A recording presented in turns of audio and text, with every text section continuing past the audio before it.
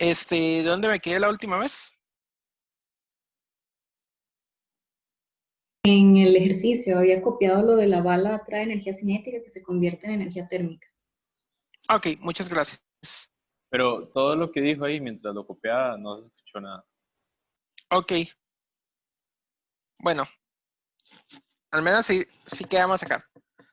Entonces el error fatal es decir que el calor de la bala igual a menos el calor del hielo. O sea, lo que está saliendo de la bala es igual a menos lo que sale o lo que está entrando en el hielo. O la suma de calores total igual a cero. ¿Por qué es un error? Porque la bala trae una energía cinética que de un pronto a otro desaparece. Nosotros podríamos decir que parte de eso se convierte en sonido. Es cierto. Parte de eso se va a convertir en sonido que no lo vamos a tomar en cuenta.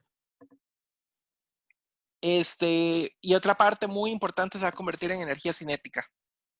La mayor parte, de hecho, siempre se va a convertir en energía cinética. Así que podemos, si ignoramos la parte del sonido, definir perfectamente lo que vamos a hacer acá de conversión de energía. En realidad, la primera ley uno la puede modificar para que abarque todas esas cosas. Sin embargo, lo vamos a hacer sin que haya sonido. Entonces, para resolverlo tenemos que definir un sistema o sistemas. Lo primero es que si definimos un sistema, el sistema va a ser bala más hielo. Hasta aquí todo claro.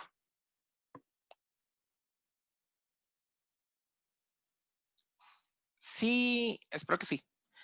Si no les gusta esa manera, pueden hacerlo por sistemas. Un sistema bala más un sistema hielo. Voy a hacer el problema de las dos maneras para que vean cómo se hace. Lo segundo es aplicar la primera ley de la termodinámica y eso es todo.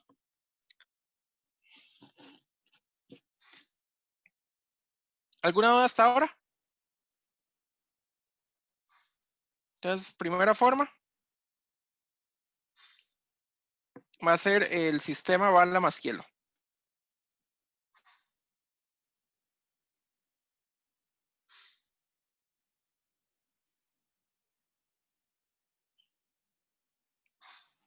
Ventaja de esto, solo se ocupa una ecuación de primera ley.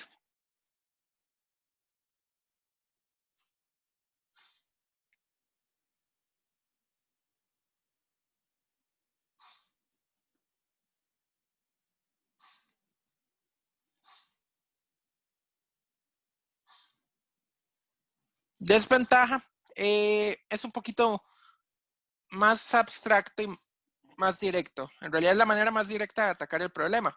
Por eso es un poquito más abstracta.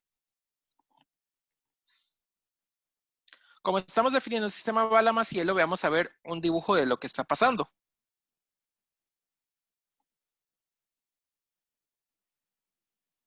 Aquí tenemos la bala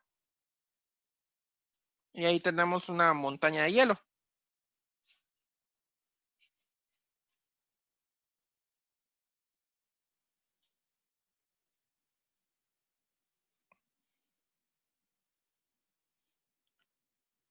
La bala se incrusta acá y se derrite un poco de agua.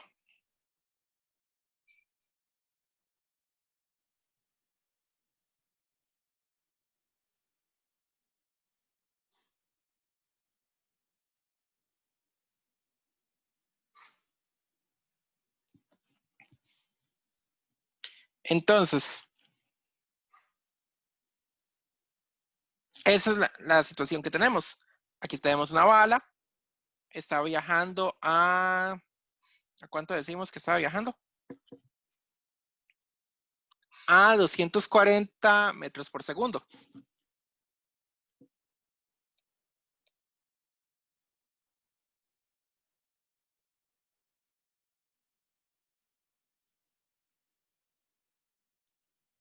Esa es una rapidez constante.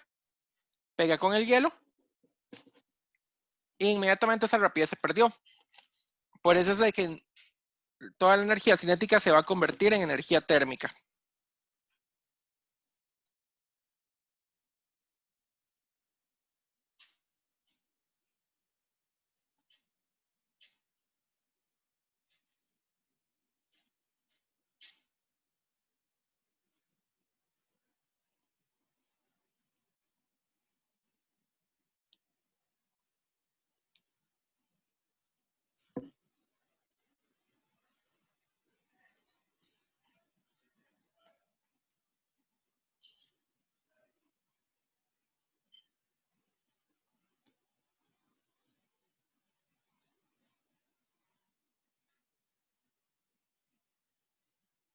Ojo que digo energía térmica y no, y en lugar de evitar la palabra calor. No es que no se convierta en calor, en realidad va a haber un paso de calor del hielo, de la bala al hielo.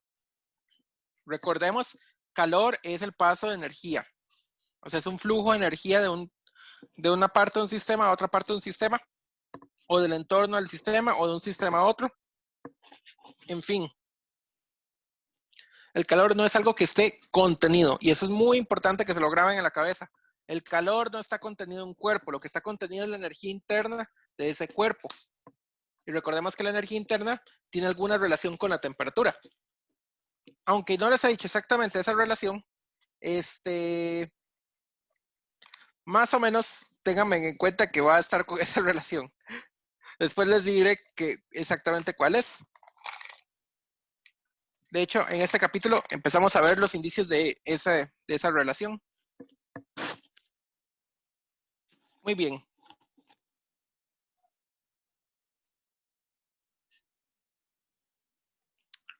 Entonces,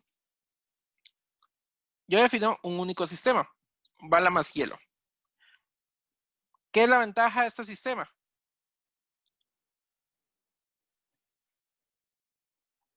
Entonces, cuando se define un único sistema, uno solo se tiene que fijar a ver si hay un paso de calor entre el medio ambiente o si hay trabajo con el medio ambiente. Entonces, si vemos, la única entrada de paso de energía es en el mismo sistema. Con el medio ambiente no hay flujos de calor o de trabajo.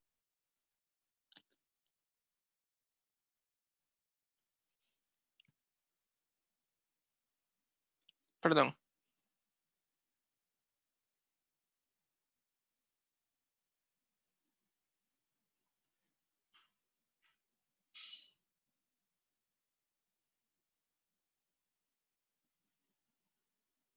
Por eso es que insistí con aquellas definiciones. ¿Por qué? Porque cuando lleven o hagan un problema más avanzado de termodinámica, tal vez sí haya un paso de energía con el medio ambiente que sí tengan que tomar en cuenta. Cuando no hay esos cambios de energía con el medio ambiente, esto implica directamente la energía interna no va a cambiar.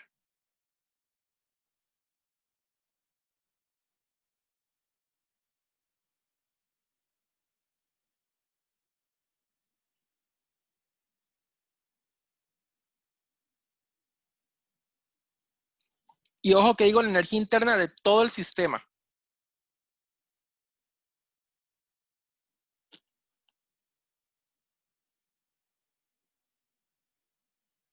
O sea, bala más hielo.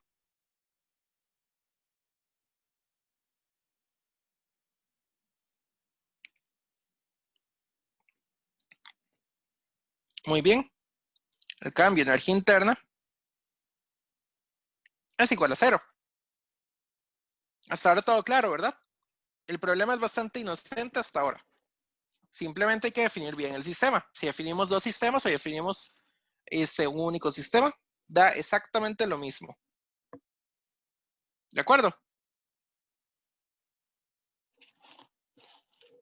Ahora lo que toca es la primera ley de la termodinámica.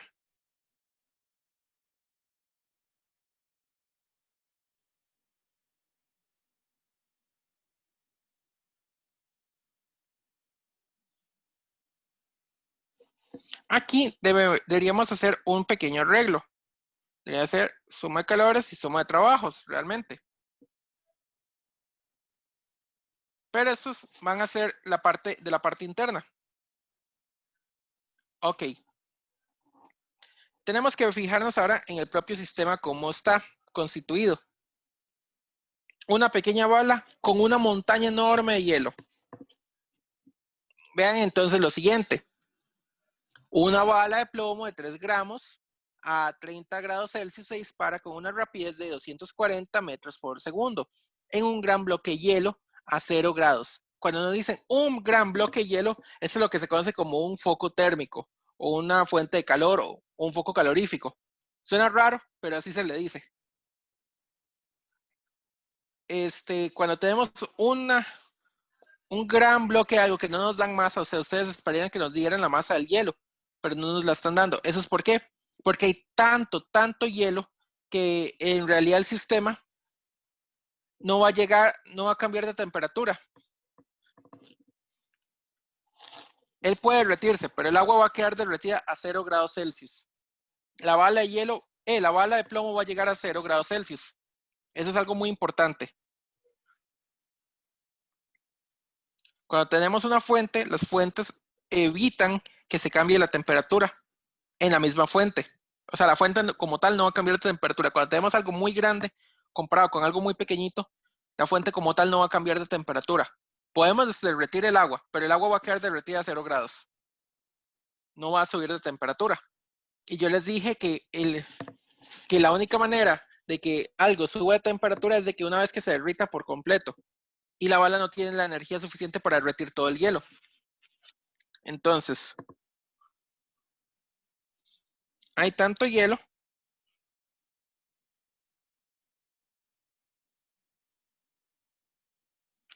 que no se va a derretir.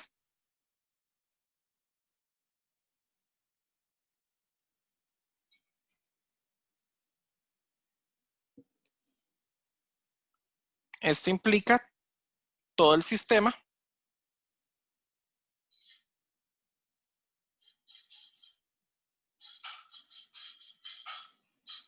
no va a cambiar de temperatura.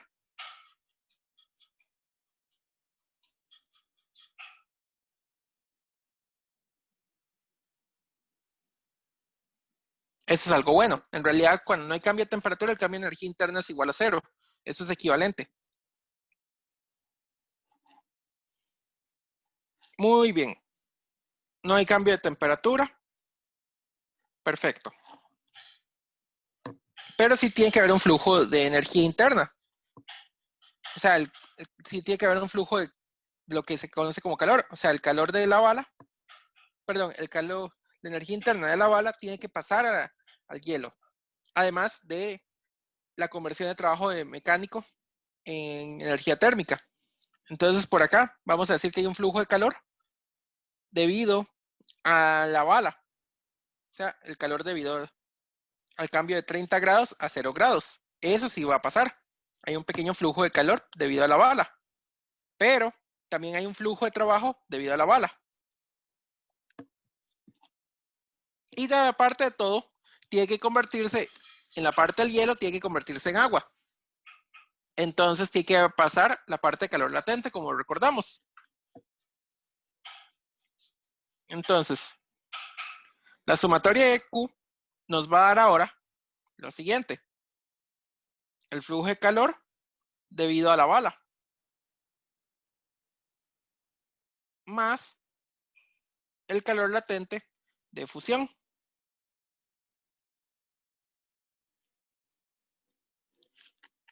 Ahora muy bien, en cuanto a trabajo, en realidad solo va a haber un trabajo mecánico, el que es debido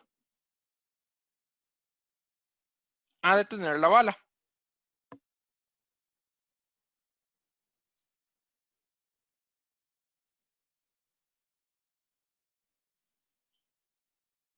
Muy bien, el trabajo debido para detener la bala es con lo que voy a empezar, porque es lo más difícil. Bueno, puedo empezar con este una vez, ya que lo tenemos escrito acá. Este es muy sencillo. Masa de la bala por C del plomo. Recuerden que cuando tenemos sólidos y también cuando tenemos líquidos en general, el C es bastante constante. Realmente el C puede cambiar. Hay sustancias donde el C, aunque sea un sólido, aunque sea un líquido, cambia con la temperatura. C no es exactamente una constante, pero a grandes rasgos la vamos a tomar como constante para nuestros problemas. Eso sí, siempre y cuando no haya cambios de fase. En este caso hay un cambio de fase del agua al hielo. Como el agua va a quedar al final derretida a 0 grados, no voy a tomar el C del agua, simplemente voy a tomar el calor latente de fusión. Como se está fundiendo, entonces esta parte de calor va a ser positiva. Recordemos de que podría ser negativa, más bien si se está congelando. Pero en este caso se está derritiendo. Ah, bueno, y el delta T se me estaba olvidando, muy importante. El delta T es muy sencillo. temperatura inicial 30 grados, temperatura final 0 grados.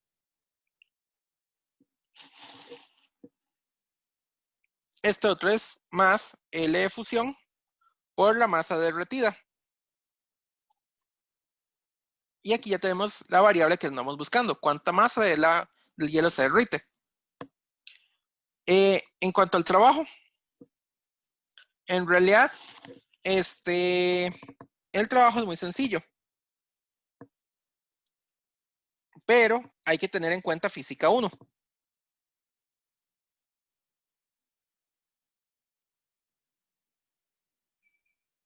Lo que nadie toma en cuenta en física 1.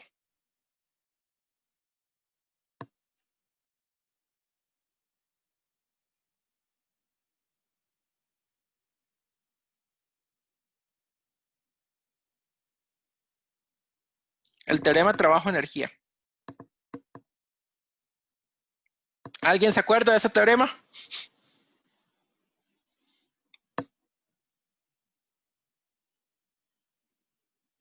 Vamos, ¿alguno que se acuerde del teorema trabajo-energía?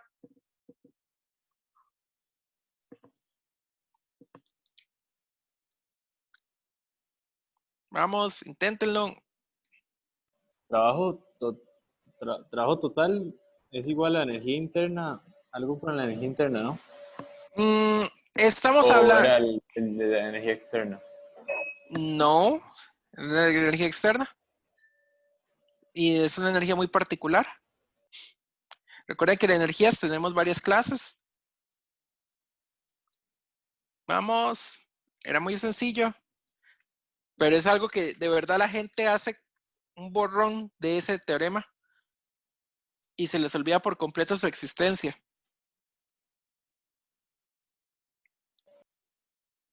¿Era el de potencial más cinética? No, No hay energías potenciales acá. no me acuerdo. Pero... El trabajo neto es igual al cambio de energía cinética.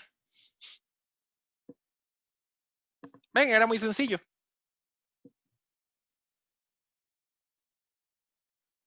Esta forma de teorema de trabajo-energía, acuérdense de que salía súper sencillo en física 1, pero no entiendo por qué la gente se les hace tanto, se les olvida apenas pasa en física 1, es más, apenas pasan ese examen, se olvidan de esa existencia. Y ese teorema sale en muchos lados. ¿Se acuerdan que lo utilizamos para hacer la parte de fluidos? Para encontrar la ecuación de Bernoulli. La ecuación de Bernoulli era una consecuencia de la conservación de la energía. Bueno, la conservación de energía eventualmente sale de aquí, del teorema de trabajo-energía. Entonces, tenemos el trabajo neto igual al cambio de energía cinética. Muy importante. El cambio de energía cinética, solamente la bala se estaba moviendo. Un medio de la masa de la bala por la velocidad final de la bala al cuadrado. Menos un medio de la masa de la bala por velocidad inicial al cuadrado.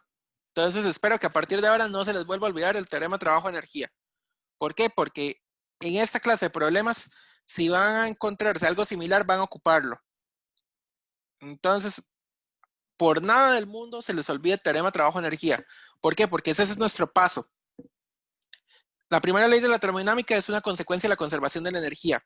Y el teorema trabajo-energía nos va a permitir ver el movimiento de las partículas o el movimiento global de la partícula que estemos tomando en cuenta.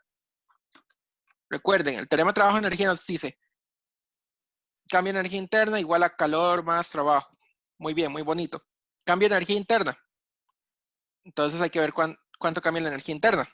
Calor. Todas las formas de energía que no eran trabajo. Trabajo. Todo lo que vemos como tal. Todo lo que vemos de movimiento.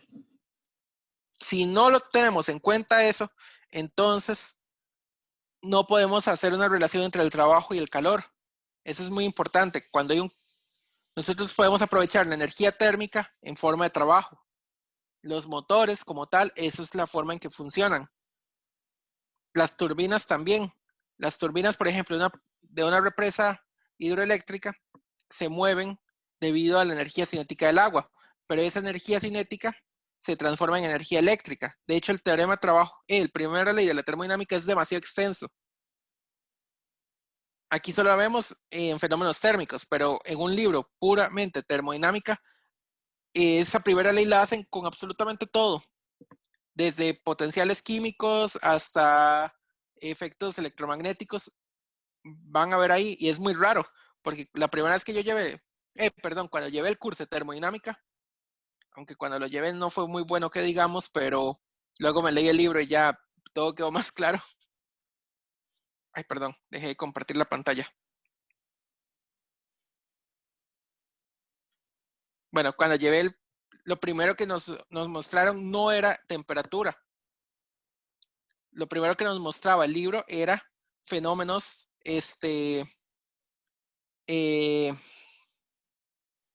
de sonido, fenómenos de química, fenómenos de electromagnetismo, y al puro final el libro escogió, de hecho el autor de otro de estos libros de física general era Szymanski, escogía un fenómeno térmico para mostrarnos primera ley de la termodinámica, todo porque quiso.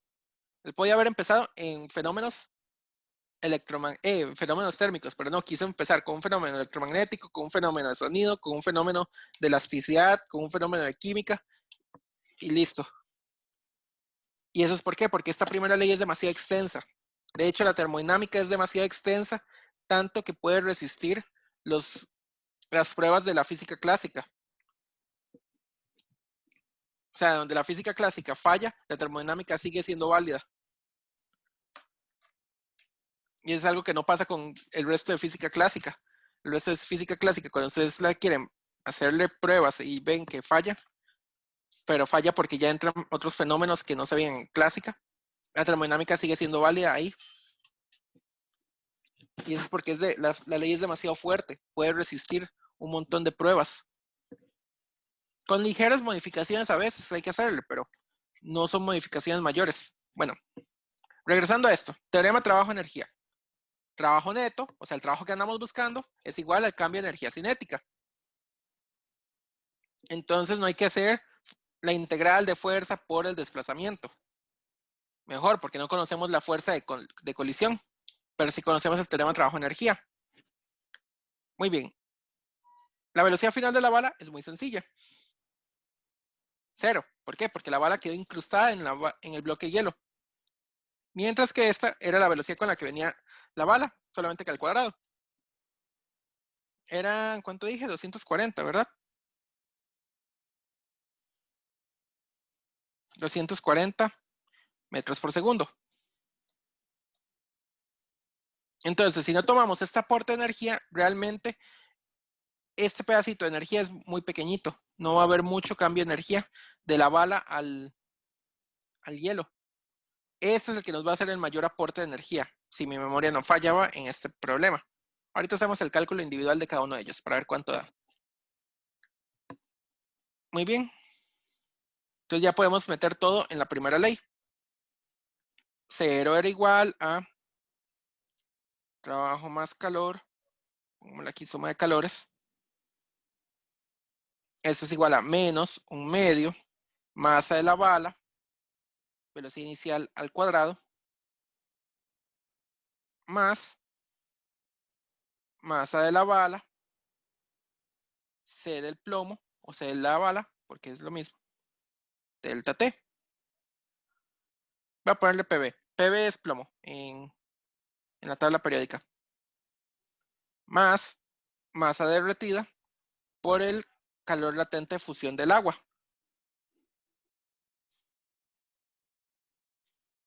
Entonces esto sería nada más de buscarlo en las tablas. La masa, el calor específico del plomo y el calor latente de fusión de la bala. Muy bien, denme un segundo para buscarlo y se los puedo hacer en la pantalla. ¿Hasta ahora alguna duda con este problema? Vean que es un problema bastante inocente, pero que la gente se puede ir en él si no toma en cuenta la energía cinética de la bala. Y vean que este es un problema del libro. Entonces, pueden esperar algo así en el quiz.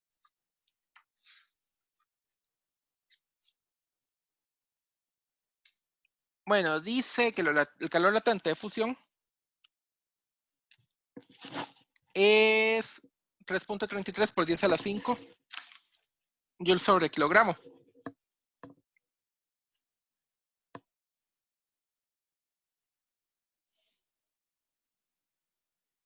O sea, se requiere mucha energía para derretir el hielo, eso es cierto. Ahora toca el plomo, si es que lo encuentro. Plomo dice que es el tercero, de abajo para arriba, 128 joules sobre kilogramo Kelvin o joules sobre kilogramo Celsius. Da lo mismo porque estará multiplicado al final con por un delta T. Entonces da lo mismo cambios en Celsius que cambios en Kelvin. Ok, entonces hagamos el cálculo. Lo voy a hacer en numérico únicamente para que vean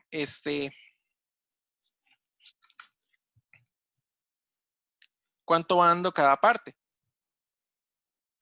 Dice así, 1/2 de la masa de la bala por la velocidad inicial de la bala. Entonces, 1/2 de... ¿Cuánto dije que pesaba la bala? La masa de la bala son 3 gramos. 3 por 10 a la menos 3 kilogramos por la velocidad inicial al cuadrado, 240 al cuadrado.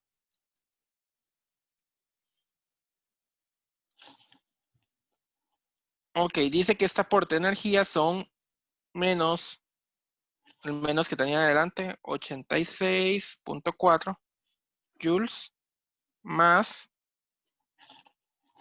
en realidad esto es menos porque va a quedar negativo.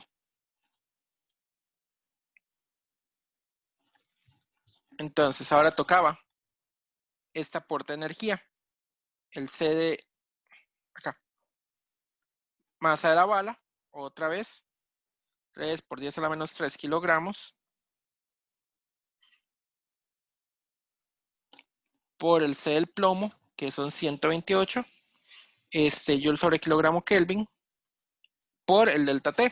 El delta T, temperatura final 0 grados. Hay tanto hielo que la bala tiene que llegar a 0 grados. Temperatura inicial 30, o sea, va a tener un menos 30 de delta T. Por eso va a quedar negativo. Pero eso no importa, porque lo que está perdiendo acá es lo que recibe el hielo. Menos 11.52 joules. Vean que el aporte térmico de la bala era poquito comparado con el aporte de la energía cinética a todo el sistema. Más la masa derretida, que no la conozco, por 3.33 por 10 a la 5 joules sobre kilogramo. Esto ni le voy a poner unidades.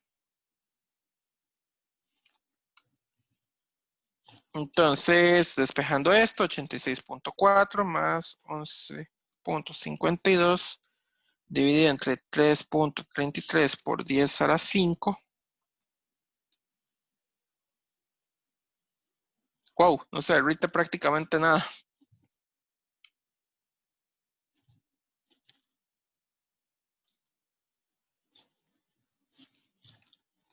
Dice que la masa derretida van a ser 0.29 por 10 a la menos 3 kilogramos. Para que no se vea tan feo, 0.29 gramos. El 10 a la menos 3 se cancela con el kilo, entre comillas. Ok. ¿Alguna pregunta con este problema? Espero haberlo metido todo en la calculadora bien. Si metí algo mal en la calculadora, me avisan. Les sugiero que lo intenten ustedes mismos porque este problema estaba muy bonito para ver lo que son fenómenos de primera ley. ¿Alguna duda?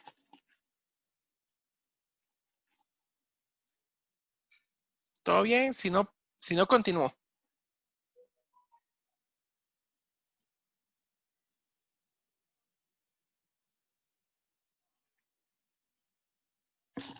Ok, voy a hacer el 15. Dices así, un mol de gas ideal se calienta lentamente de modo que va del estado PV con presión inicial y volumen inicial al estado de 3 veces presión inicial, 3 veces volumen inicial, en forma tal que la presión del gas C es directamente proporcional al volumen. A. ¿Cuánto trabajo efectúa sobre el gas en este proceso? B. ¿Cómo se relaciona la temperatura del gas con su volumen durante este proceso? Ok, entonces un mol de gas ideal nos dice de una vez n igual a 1. Se calienta lentamente de modo que va del estado PV a 3PV de tal forma que la presión del gas es directamente proporcional al volumen. O sea, en todo momento es eso. Yo les dije entonces que uno lo que hace es que busca diagramas presión-volumen. Perdón, acá. Mejor quito esto y lo dibujo acá. Ok, entonces lo primero que hay que hacer es un diagrama presión-volumen. ¿Qué quiere decir?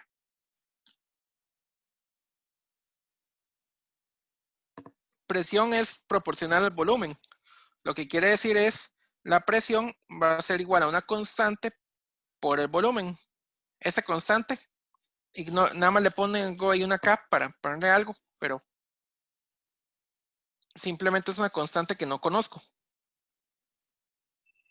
porque lo pide el problema. Yo les había dado unos casos especiales de procesos termodinámicos. Bueno, esos casos especiales de procesos termodinámicos no son los que entran aquí en juego. Que nos digan que la presión en todo momento es proporcional al volumen, lo que quiere decir es lo siguiente. Una línea recta.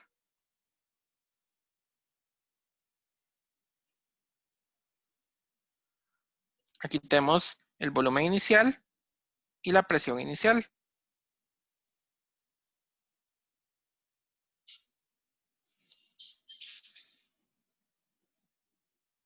Aquí tenemos 3 veces el volumen inicial porque lo dice el problema. Y aquí tenemos, voy a borrar acá, 3 veces la presión inicial porque lo dice el problema.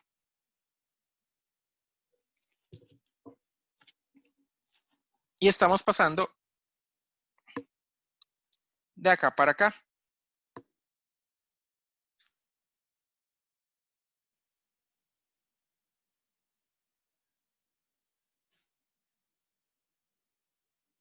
Ok, la pregunta es, ¿cuánto trabajo efectúa sobre el gas este proceso? Ok. ¿Conocemos este proceso exactamente? No, a priori no.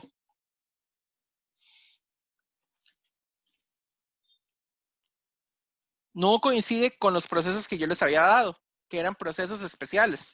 Bueno, no importa, porque esos eran procesos especiales que aunque son muy importantes, no son los únicos. Cuando no conozcamos ese proceso, recordemos que el trabajo es igual al área bajo la curva.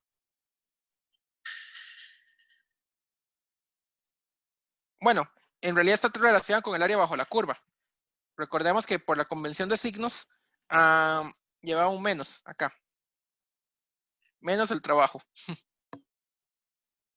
Entonces, ¿qué es lo que vamos a hacer? Vamos a partir acá. Entonces, el trabajo está relacionado con el área. ¿Recordamos? Trabajo es igual a menos bueno, en realidad aquí no voy a usar VI. Del punto inicial al punto final de P de V. Siempre. Este es nuestro trabajo. Toda esta parte va a quedar positiva. ¿Por qué? Porque estamos yendo de un punto pequeñito a un punto grande. El menos nos va a obligar que se vuelva al final negativo. ¿Alguna duda hasta ahora con este problema?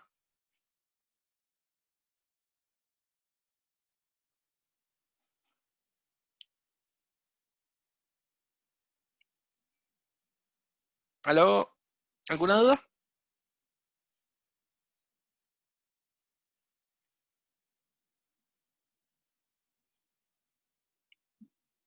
Bueno, supongo que no. Entonces, dado que el trabajo está relacionado con el área, simplemente lo que hago es que agarro esta figura geométrica y la parto en cosas que yo pueda calcular. El área del triángulo y el área del rectángulo.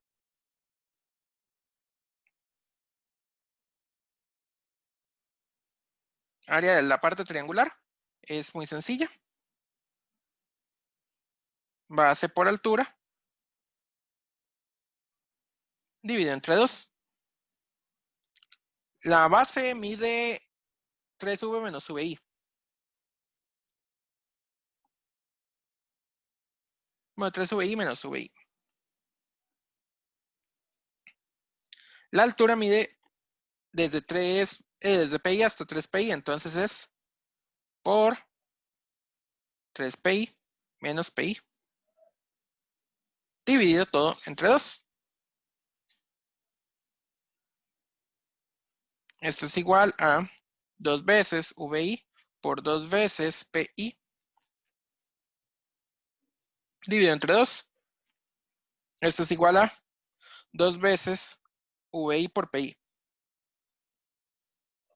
Ok, esa es la área de la parte triangular. Ahora sigue la parte del área rectangular. El área del rectángulo es muy sencilla.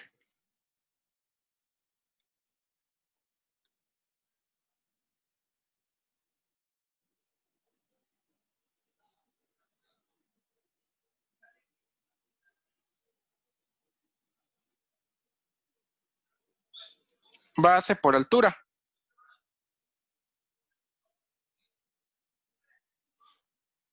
La base por altura. Bueno, la base es muy sencilla. Es la misma base que teníamos antes. 3vi menos vi.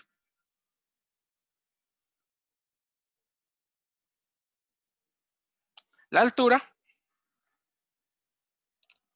La altura va desde 0 hasta pi. O sea, solamente pi.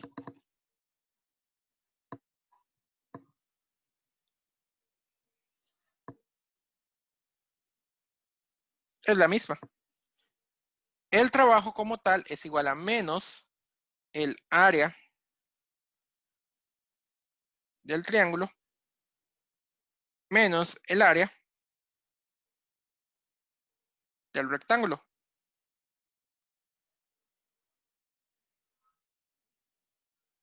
Menos 2vi por pi menos 2vi por pi. Esto es igual a menos 4vi por pi. ¿Alguna duda con este problema?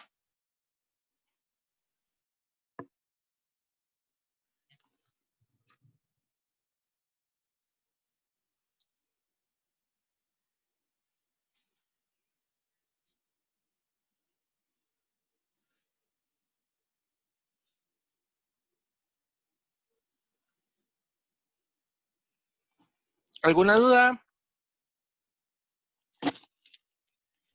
No, profe. Todo normal, ¿verdad? Pues, estaba sencillo. La parte B es la más complicadita. ¿Cómo se relaciona la temperatura del gas con su volumen durante este proceso? Ok, este proceso es un proceso raro. Recordemos la fórmula de gas ideal. Presión por volumen es igual a nRT. Presión por volumen es igual a esto. Entonces,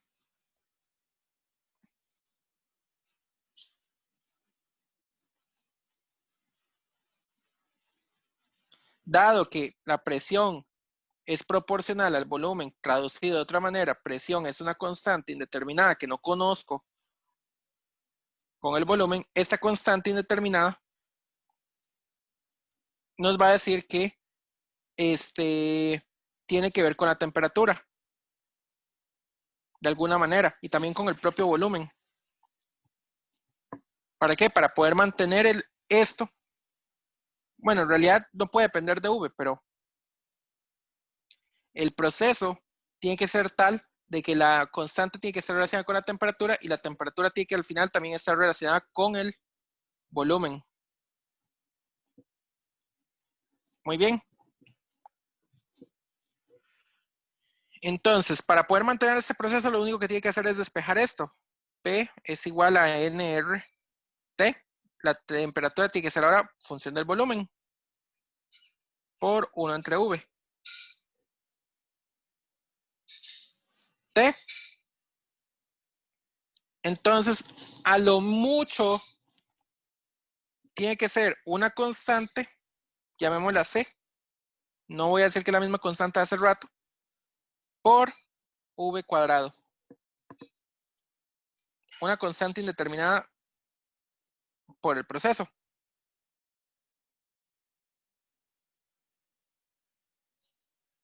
¿Esto para qué? Para que cancele el V de abajo. ¿Esto qué implica? P es igual a NR por C, V cuadrado, por 1 entre V. Esto implica que P es igual a NR, la constante esa que no conozco, por V. Y esta sería la constante K que saqué hace rato, que al final no nos interesa ni qué es. Solamente sabemos de que el proceso tenía que ser al final una cosa de ese estilo. P es igual a K por V. ¿Alguna pregunta con este?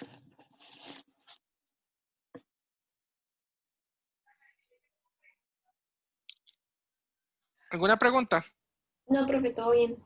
¿Está bien? Entonces, vean que cuando les preguntan algo así, muy algebraico, en especial esta pregunta, que si la van a ver y por pura casualidad sale en el quiz, ya saben hacerla. Pero si les sale algo parecido, entonces lo único que tienen que hacer es agarren la fórmula de estado, en este caso el gas ideal, porque es la única fórmula de estado que vamos a ver en el curso. No es la única, pero es la que vamos a ver en el curso, nada más. Ok, nos dicen que P por V tiene que ser constante en todo el proceso. No es un proceso tradicional bonito y nos dicen cómo se relaciona la temperatura con ese proceso. Ok, la temperatura tiene que ser relacionada con esa constante K, pero también tiene que estar relacionada con V. ¿Por qué? Porque la temperatura tiene que de alguna manera cancelar los problemas con la V. Vean que aquí yo he dicho P por V es igual a NR por T. No es un proceso de temperatura constante, no es un proceso bonito. Entonces, como no es un proceso tan bonito como uno quisiera, T, que es la única parte que puede variar, tenemos que lograr ajustarla para que cancele la V de abajo. La única manera de cancelar esa V de abajo es que T sea de esta forma, con una constante ahí, simplemente para poder ajustar unidades. Que ustedes tengan que poner la constante, más o menos es obligatorio, porque esta constante C, acá, lo que hace es que nos ajusta las unidades para que todo quede bien. La otra manera es decir que T es proporcional a V cuadrado, equivalente. Por si no les gusta ponerlo con constantes, T es proporcional a V cuadrado. Cualquiera de las dos responde la pregunta. La constante ya depende del experimento. Ahí sí se ocupan valores numéricos. Ya eso le queda a la gente experimental. ¿De acuerdo? Espero que sí. Les dejo a ustedes que hagan el 16. Es un problema bastante sencillo. Yo les pasé un problema de examen. Quiero empezar con el problema 3.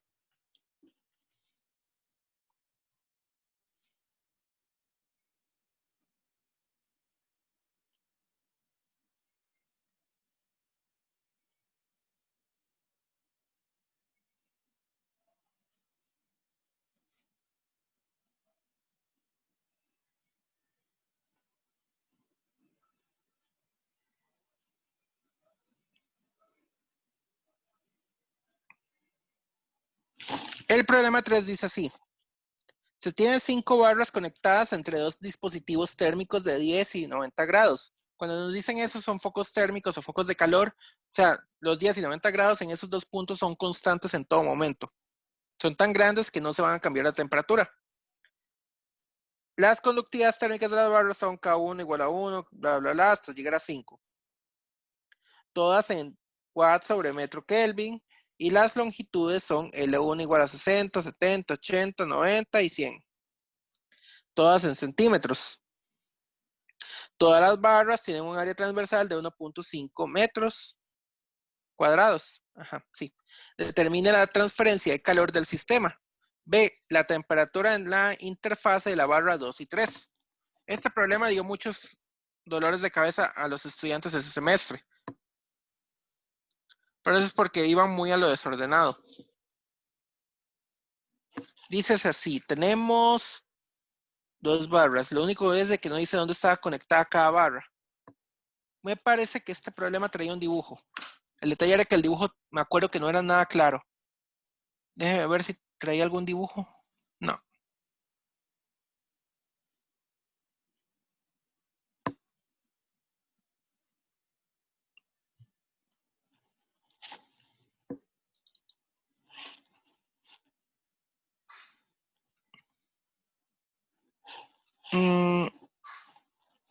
No, no trae ningún dibujo. Lástima.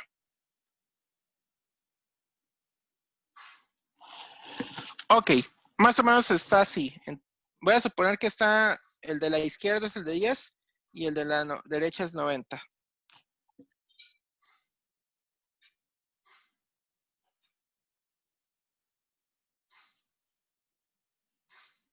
Tengo la barra 1, la barra 2, la barra 3, la barra 4,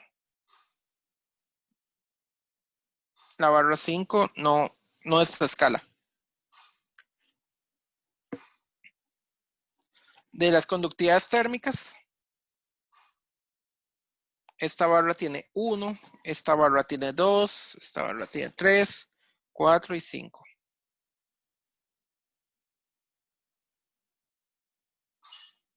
De las longitudes, la primera mide, ¿cuánto dije? 60 centímetros. Sí. 0.6 metros, 0.7 metros, 0.8, 0.9, 1 metro. Todas están en metros y estas otras están en watts sobre metro Kelvin. ¿Alguna duda con este problema como está dibujado?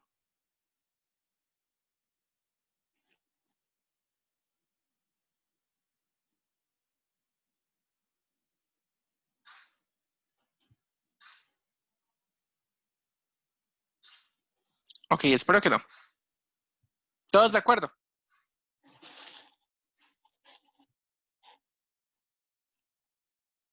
Dices así.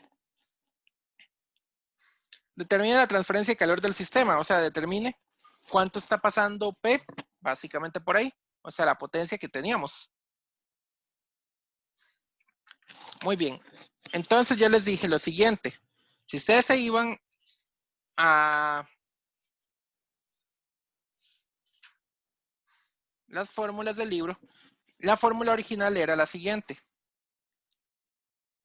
P era igual a K por A por delta T entre L para una sola barra.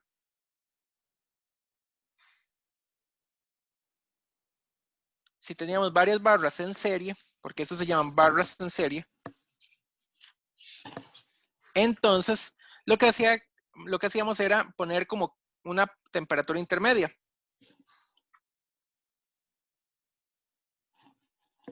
P es igual a, bueno, podíamos temperaturas intermedias a lo largo del trayecto y simplemente sumábamos en todas las partes. Al final nos quedaba el área transversal de las barras por el T alto menos el T bajo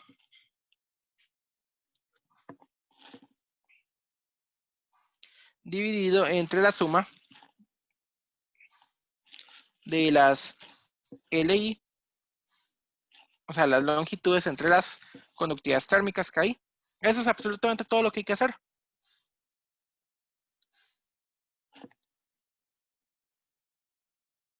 Entonces, tenemos la temperatura alta y la temperatura baja.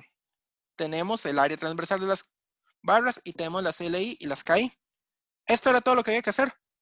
Si se les olvidaba esta fórmula grande, había que usar esta y simplemente había que ponerle temperaturas intermedias acá, acá, acá y acá y llegábamos exactamente a la misma fórmula. Recordemos que uno podía poner esto en forma de resistencia térmica. La resistencia térmica era la suma de las LI entre KI. No había que hacerle mucho.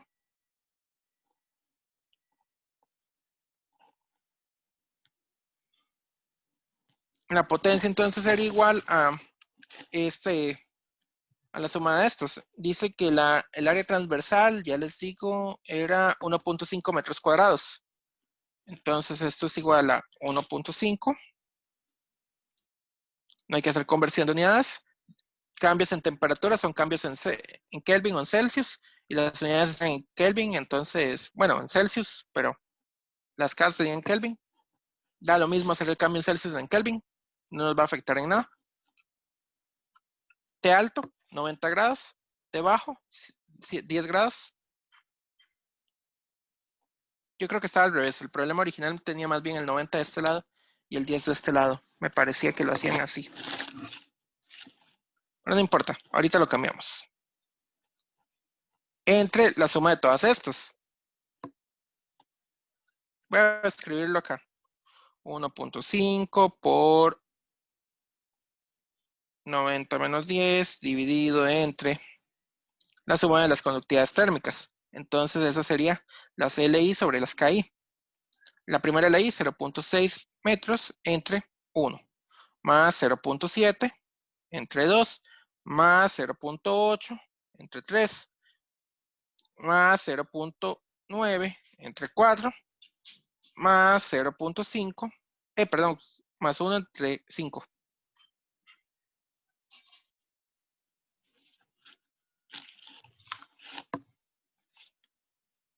Entonces da 0.6 más 0.7 entre 2 más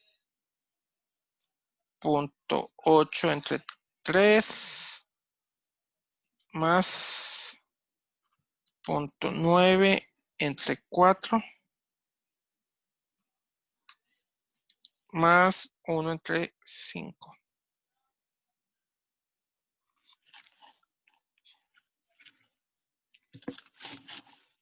Qué raro.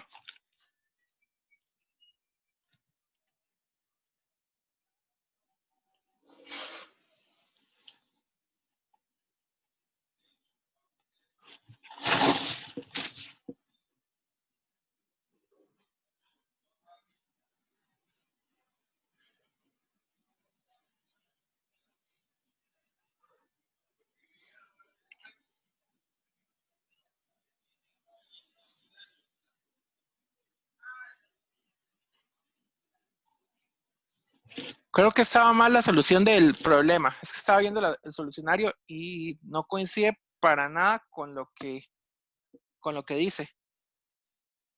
Es que yo creo que esto traía un dibujo y el dibujo no era nada claro. Pero lo habíamos cambiado, sí. El solucionario está muy raro.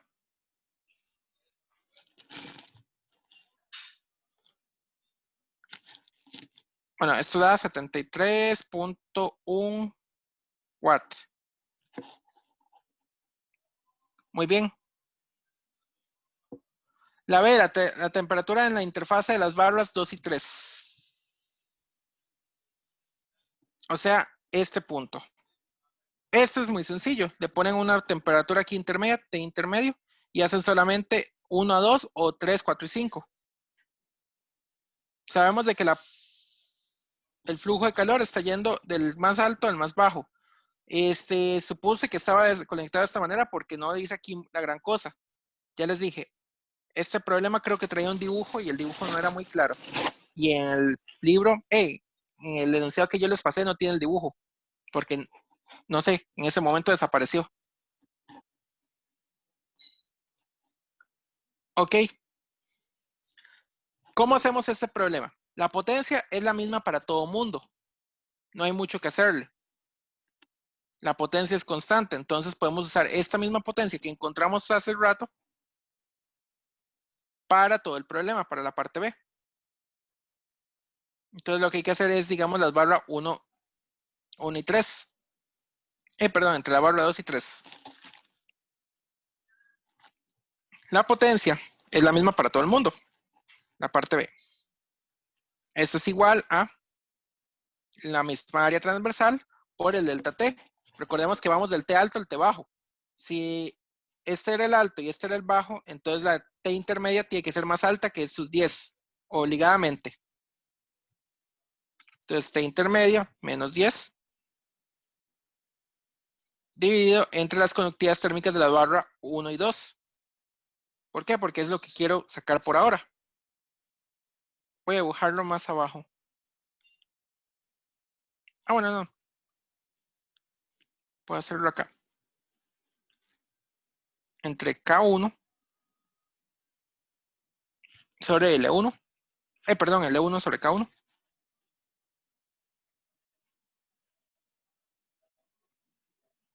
Más L2 sobre K2.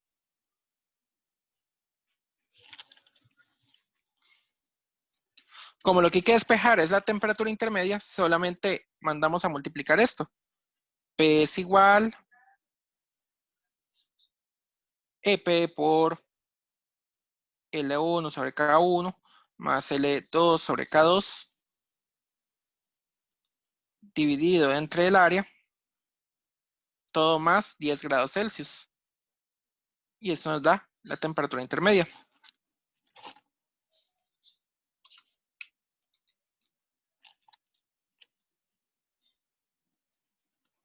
A la hora de despejar esto, entonces L1 era 0.6 entre 1 más 0.7 entre 2 dividido entre 1.5.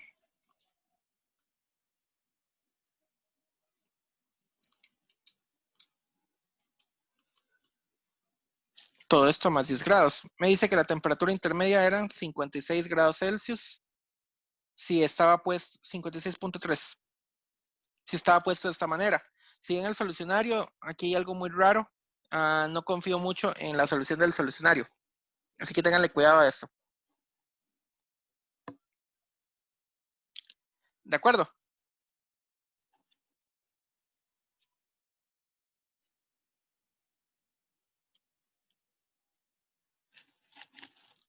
Sí, es que esta solución está mala. Definitivamente está mala. La presión no.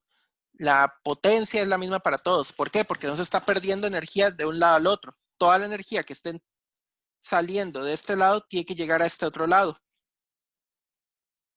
Y aquí el solucionario del problema lo hace malo si lo llegan a tener. Bueno, yo creo que yo se los había pasado, pero si lo ven, eso está malo. ¿Alguna duda con este ejercicio?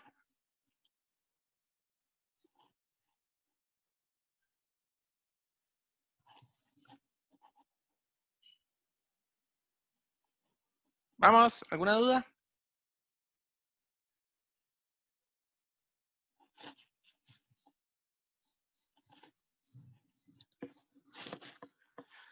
Muchachos, ¿alguna duda?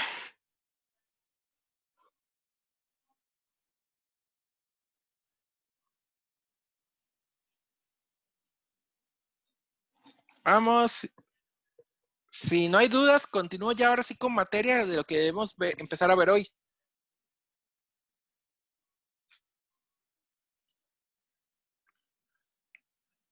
¿Alguna duda con la primera parte de termodinámica? Porque hasta aquí va a llegar el primer quiz. Bueno, más o menos hasta aquí. Todavía podría ser un ejemplo más la otra clase de lo que es ley de Stefan Boltzmann, pero prefiero continuar con la materia. Los problemas de Stefan Boltzmann son muy sencillos. O sea, lo podría hacer más bien subir el problema, hacer un ejemplo y luego de video y luego subírselos.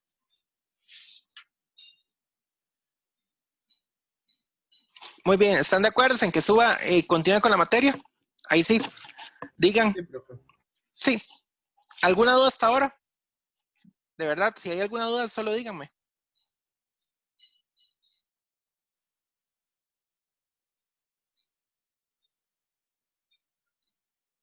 Bueno, supondré que no. ¿Me acuerdan ahora subir el PDF, porfa? Por si se me olvida.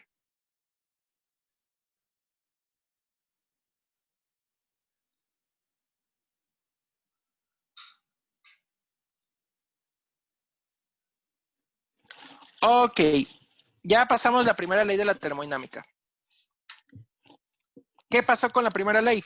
Muy bonito y muy todo, ley de conservación de la energía, pero encontramos problemas a la hora de tomar el calor para gases ideales. ¿Por qué? Porque el calor lo definimos mal originalmente. Dijimos que tenía que el calor ser una cosa que era proporcional al delta T, pero vean, si se acuerdan, habían ciertos procesos de calor que no nos funciona muy bien eso, y experimentalmente es terrible. Cuando se hace experimentalmente, nada coincide con nada en la parte de gases. El C no era constante, a pesar de que yo les he dicho que era como constante para los sólidos, líquidos y gases. Realmente no lo es. Ni siquiera para los sólidos o líquidos el C es constante. Pero para gases es peor, porque el gas se puede comprimir muy fácilmente. Los líquidos y los sólidos no se comprimen fácilmente. Entonces, los Cs, para efectos de ellos, son constantes. Para gases, el C, dependiendo del proceso, da una cosa y dependiendo de otro proceso, da otra cosa. Entonces, el C depende de la temperatura. Muy bien. Entonces, ¿qué es lo que queda? Y ahí estudiamos el gas como tal. Hagamos de una descripción mejor del gas. Hasta ahora hemos llegado a que P por V es igual a NR por T. O P por V es igual a N mayúscula por constante de Boltzmann por T. Cualquiera de las dos es feo. Cualquiera de las dos no llegamos a lo que queremos. O sea, no nos da información bonita y todo, pero no nos dice nada acerca del calor. No nos dice mucho. Entonces veamos a ver algo más. Esta fórmula salió mucho en la parte que era experimental. Combinando la ley de Charles, la de Gay-Lussac y la de Boyle, llegábamos a eso. Pero entonces hagamos una descripción mejor de lo que es un gas. Y ahora vamos a ver entonces el capítulo de teoría cinética de gases.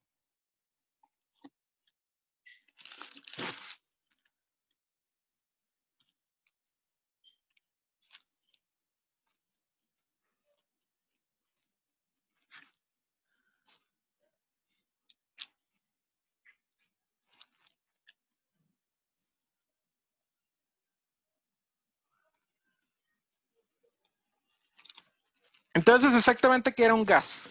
Un gas son un montón de partículas encerradas en algún contenedor. Bueno, no tienen que estar encerradas, pero para efectos de lo que vamos a estudiar, las vamos a hacer encerradas en algún contenedor.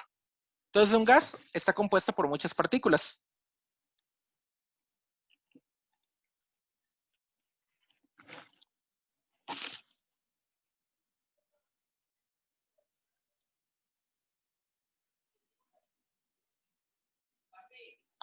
Deme un segundo. No, mami. En un rato. Y ahora sí, perdón. Un gas se compone de muchas partículas.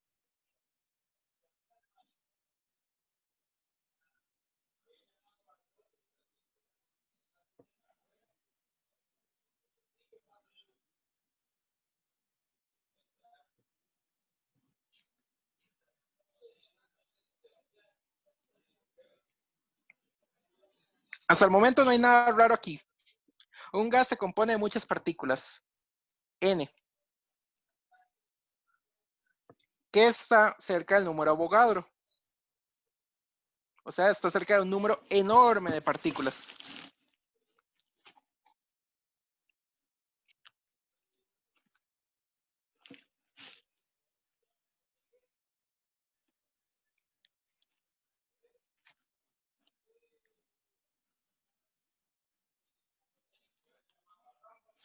¿Por qué cerca del número Avogadro? Bueno, porque el número Avogadro es un número grande y para efectos de nosotros lo vamos a tomar en cuenta.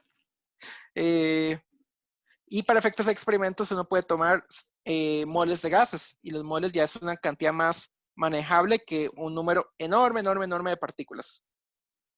Tenemos un montón de partículas, son muchísimas. Muy bien. Estas partículas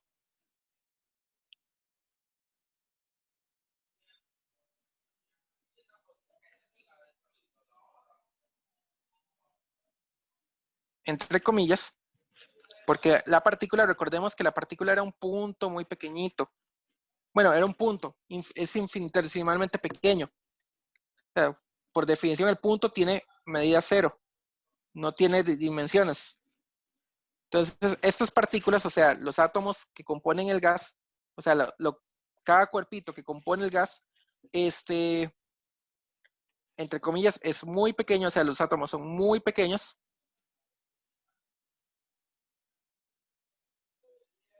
Comparado, voy a poner comparado abajo,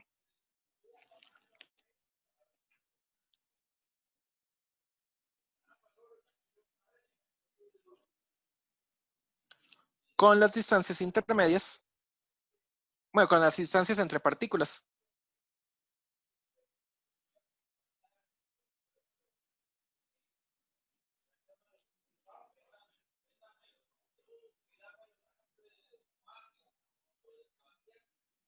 O entre átomos.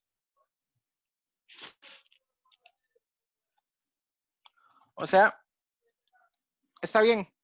Vamos a decir, las partículas, lo que compone el gas tal vez no sean partículas como tal vez no sean puntos, pero son tan pequeñitos que realmente sí los podemos tratar como partículas y son tan pequeñitos que comparados con la distancia intermedia entre cada partícula. En realidad aquí no decían distancias, sino distancias promedio. ¿Por qué? Porque en realidad ellos van a estar pegándose y van a colisionar entre sí eventualmente. O sea, en algún momento sí van a quedar juntos. Pero la distancia promedio entre partículas es relativamente grande. ¿Alguna duda hasta ahora? Un gas se compone de muchas partículas, n cerca del número Avogadro, o sea, un número gigante, millones de millones de millones de millones de millones de partículas. 10 a la 22 partículas, así como mínimo. Esas partículas son muy pequeñas comparadas con las distancias entre partículas.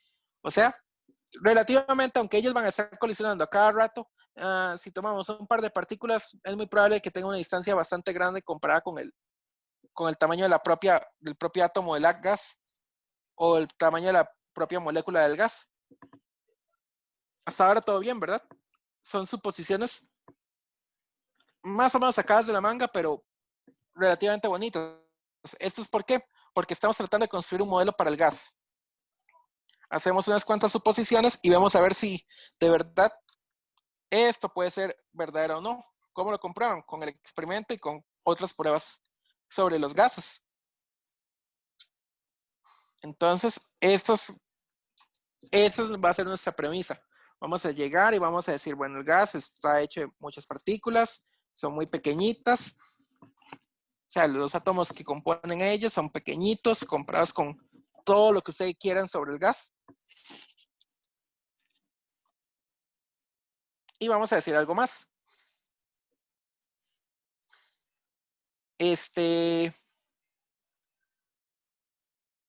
Las partículas solo interaccionan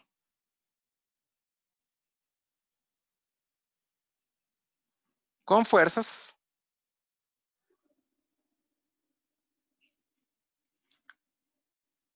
de corto alcance. O sea, solamente que estén muy ya de verdad muy cerca una de la otra va a haber una interacción y colisionan elásticamente.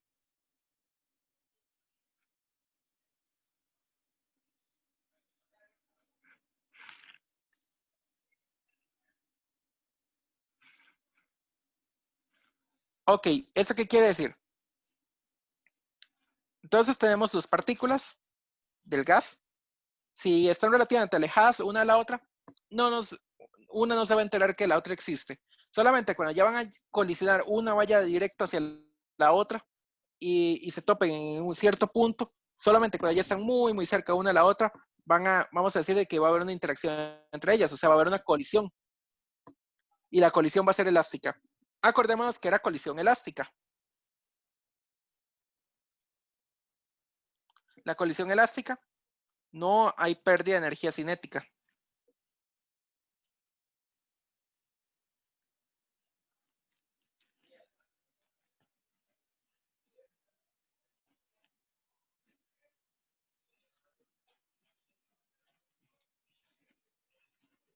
O sea, la energía cinética inicial antes de esa colisión es la misma energía cinética después de la colisión. Y esto va a ser extremadamente importante. ¿Por qué vamos a decir esto? Recordemos que era una colisión inelástica, hay pérdida de energía cinética. No hay pérdida de cantidad de movimiento lineal, pero sí había pérdida de energía cinética. ¿Eso por qué pasaba? Porque la energía cinética se transformaba una parte en calor y otra parte en sonido. Bueno, en este caso, como son partículas y no va a haber un medio donde se disperse calor o sonido, entonces no tiene por qué haber pérdida de energía cinética. Son ya la parte intermedia, lo más pequeñito que hay. Entonces no puede haber pérdida. Esta es una suposición, de hecho, bastante, entre comillas, válida. Muy bien.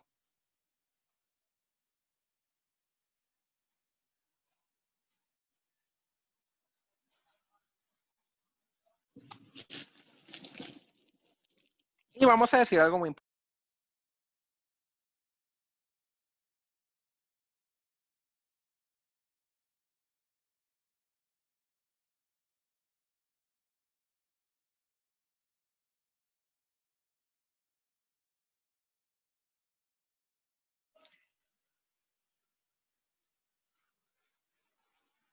¿Esto por qué? Bueno, si no las obedecieran, entonces no sabríamos ni cómo tratar con estas partículas. ¿Alguna duda hasta ahora?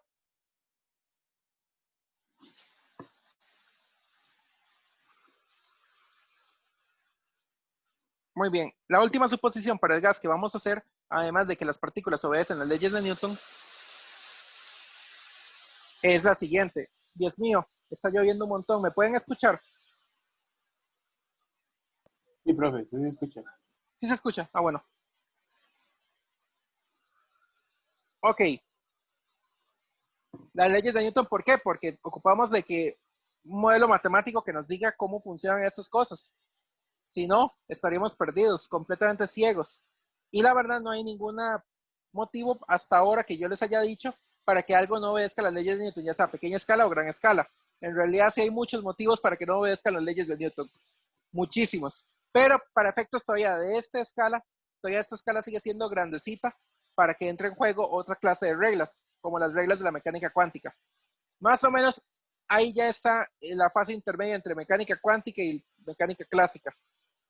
Estamos justamente ya en el borde. Pero para efectos de lo que estamos haciendo, todavía sigue siendo válido Newton. Ok. Pero más o menos aquí fue donde empezaron a ver que la mecánica clásica no necesariamente coincide con lo que debería. Muy bien. Entre lo que estamos haciendo,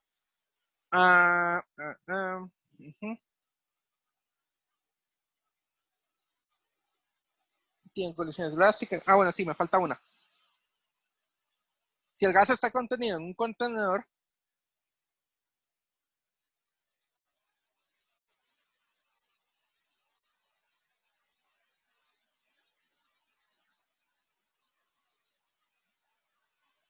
o en un recipiente,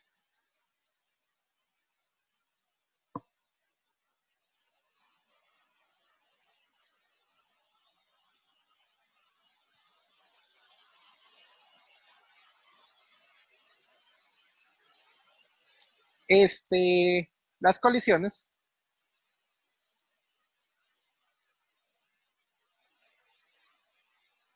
con las paredes van a ser elásticas. Nuevamente.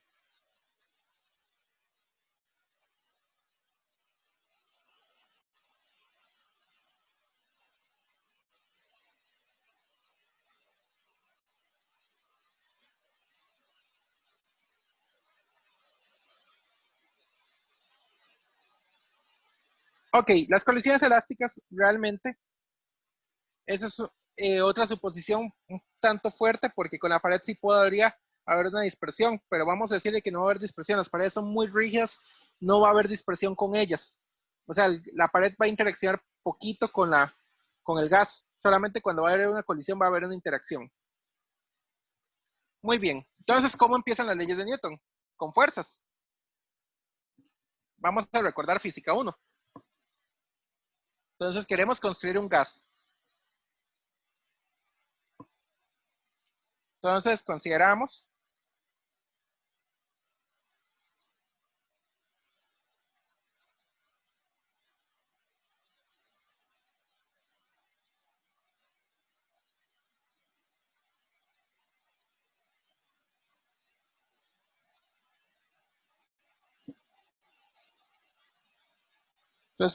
un cubo que contiene un gas del lado D. El gas sigue las reglas anteriores.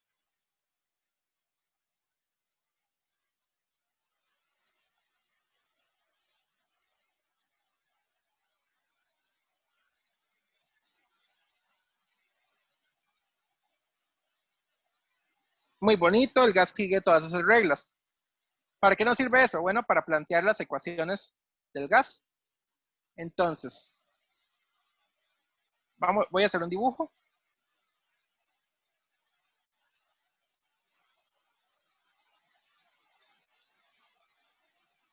Aquí tenemos una pared del contenedor. Esta es la parte rígida de la pared y aquí viene la partícula. La partícula llega, colisiona y se va.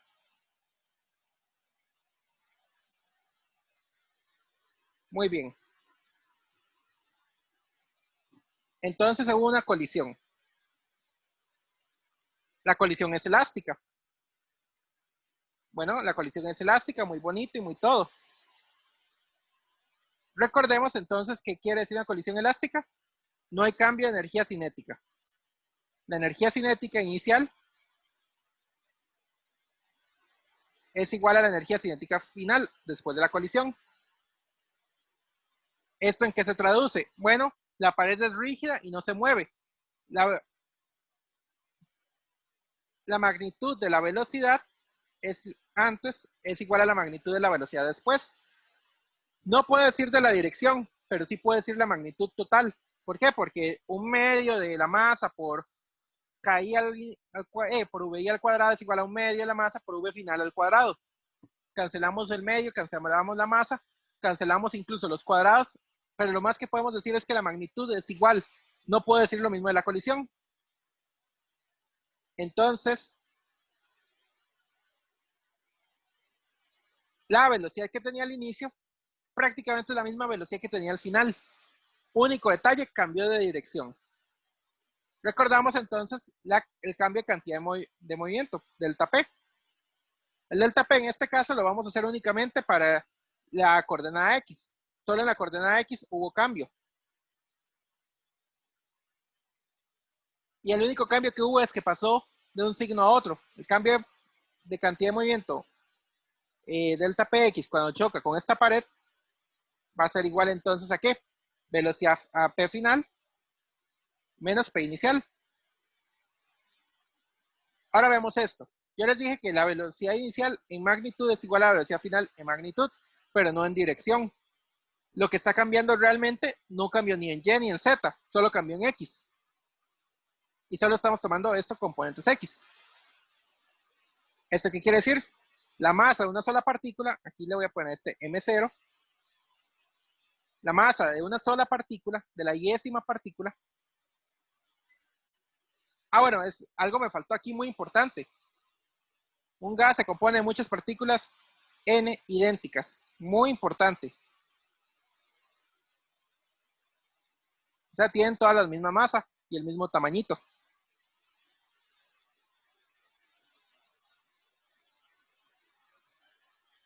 Por la velocidad final en x, menos la masa por la velocidad inicial en x.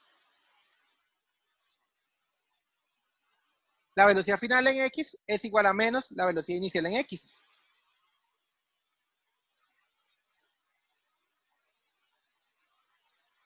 Para la yésima partícula.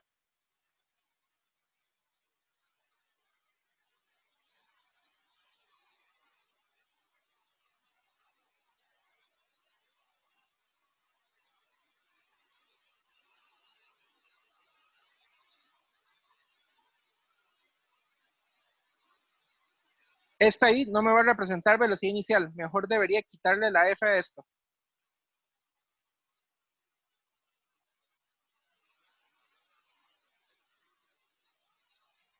Le voy a dejar la I. La I lo que nos va a representar es qué partícula estamos contando. O sea, la partícula yésima.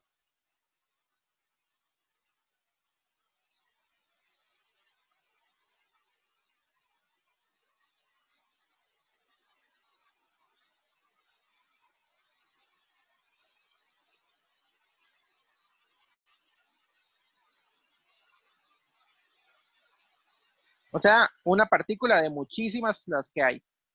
Y solo vi una colisión. Muy bonito. ¿Para qué nos sirve esto? Bueno, recordamos que la fuerza es igual a masa por delta P entre delta T. En realidad fuerza promedio. Cuando uno lo hace el delta P entre delta T muy pequeñito, tenemos una derivada y tenemos la fuerza en algún punto. Muy bien. Entonces ya tenemos el delta P. ¿Para qué? Para sacar la fuerza promedio que hubo de la colisión. Nos faltaría el delta T para encontrar cuánto fue esto. ¿Cómo voy a hacer este delta T? Bueno, el delta T lo voy a suponer que va a durar lo que tarda la partícula en ir de un lado al otro. ¿Esto qué quiere decir? Si aquí tendríamos al cubo,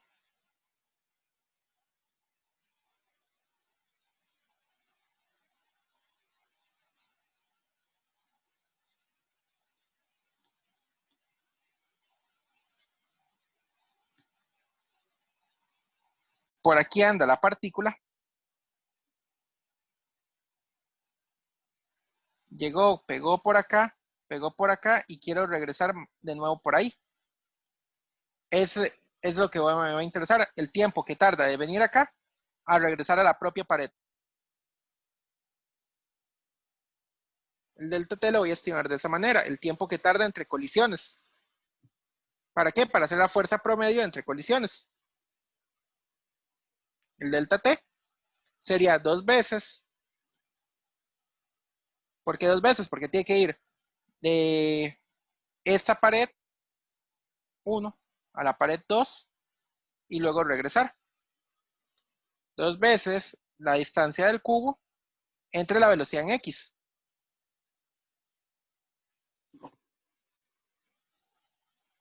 De la yésima partícula, o sea, de esa partícula en particular. Si no chocó con algo más, esta debería ser el tiempo, pero puede chocar. Entonces, esto más o menos es el tiempo promedio que tarda en ir. O sea, entre el montón de partículas, a pesar de que sean un montón, todavía hay mucho campo entre ellas para que puede o no colisionar. Entonces, esto es más o menos un tiempo promedio. Muy bien, entonces esto quiere decir que la fuerza promedio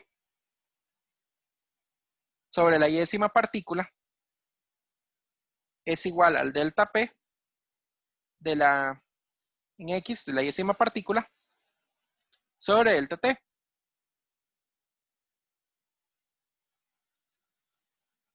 Esto es igual a menos, recuerden que es la fuerza sobre la partícula, 2 veces la masa de la partícula por la velocidad que teníamos en X. dividido entre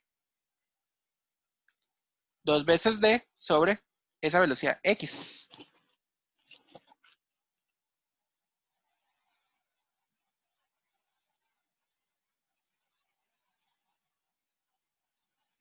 Perdón, ¿por qué le puse un menos? Ok, todo muy bien, muy bonito. Cancelamos los doses. Y esto me da M0 VI X al cuadrado dividido entre D.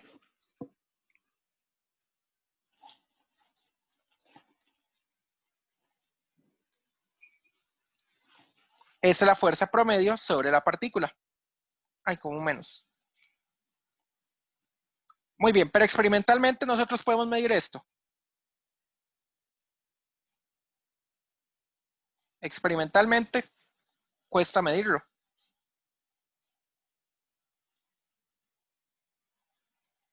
¿Por qué? Porque no tenemos un detector en la propia partícula, pero que no cuesta medir la fuerza que siente la pared.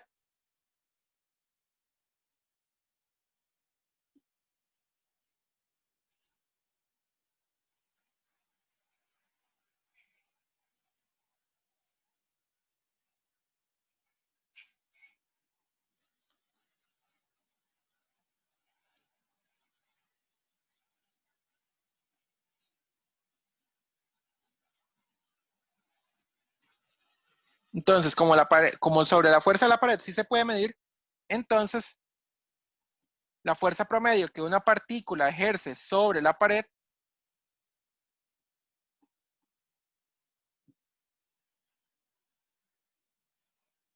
es igual a menos la fuerza promedio sobre la décima partícula.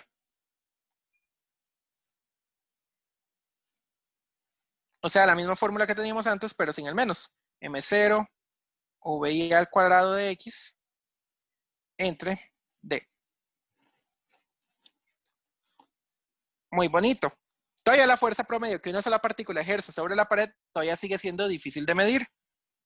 Realmente lo que nosotros mediríamos no sería esto, sería realmente la fuerza promedio de todas las partículas sobre la pared. ¿Alguna duda hasta ahora?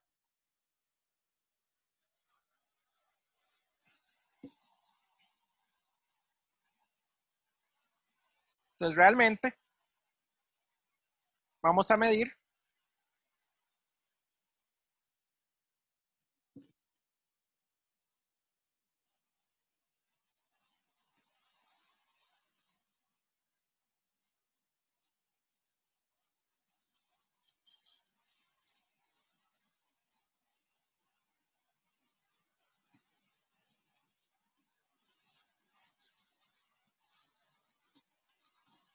entonces el efecto de todas las n partículas es lo que medimos.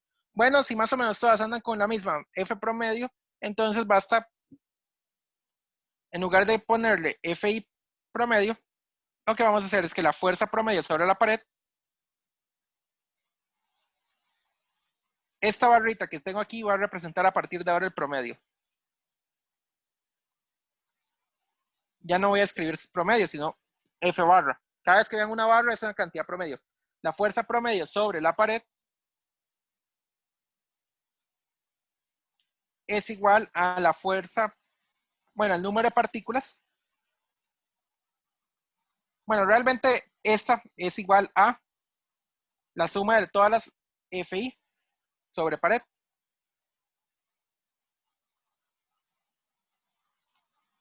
El verdadero F sobre pared es este.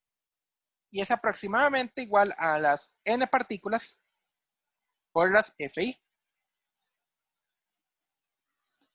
No sabemos si realmente hay una distribución interna, pero si todas andan más o menos con lo mismo, no hay ningún motivo para suponer algo diferente que sean las N partículas por las FI. Ya casi terminamos, no se preocupen. Solamente quiero llegar a la fórmula de gas ideal a partir de esto. Esto sería igual a la N por M0 por VIX al cuadrado dividido entre D.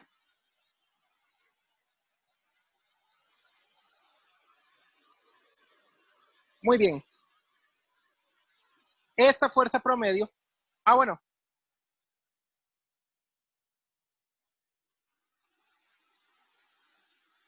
ajá.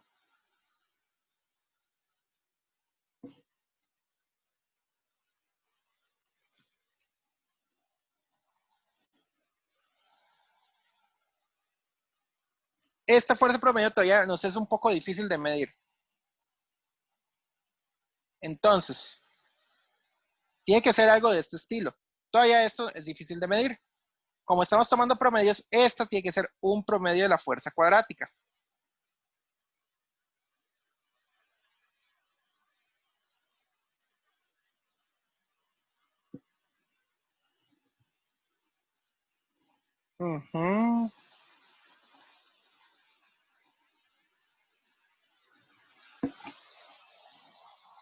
¿Por qué? Porque aquí realmente para poder tomar debería ser la fuerza promedio. Y la fuerza promedio tiene que obligadamente ser el promedio de estas. Ya no va a ser solamente este amigo de acá, sino el promedio sobre todas. Aquí me faltó que debería haber una fuerza promedio. Para que sea el promedio y no solamente una sola. Ok. Hasta ahora muy bonito, pero todavía esto sigue siendo difícil de medir, la fuerza. Lo que sí podemos medir todavía es la presión. Es una cantidad más sencilla de medir con un gas. Para medir la presión, simplemente hay que dividir entre el área. La fuerza promedio de todas entre el área nos da la presión. Esto es igual a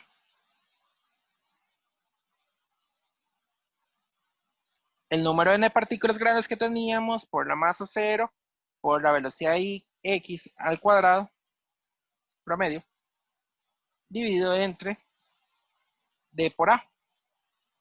D por a lo que nos da es directamente el volumen del cubito.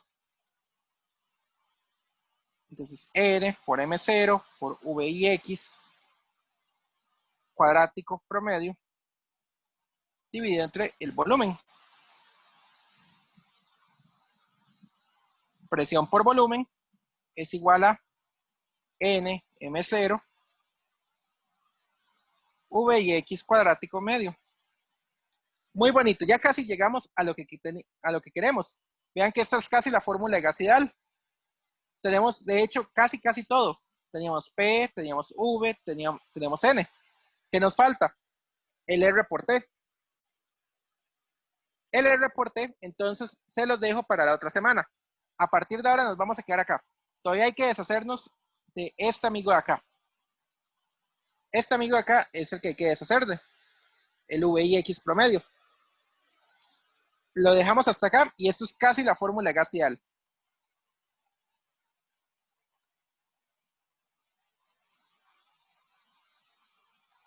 Todavía podemos simplificarlo más.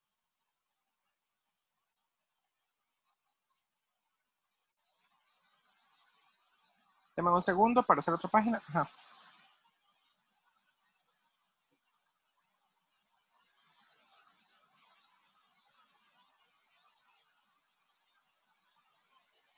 Ok, entonces lo dejamos hasta acá.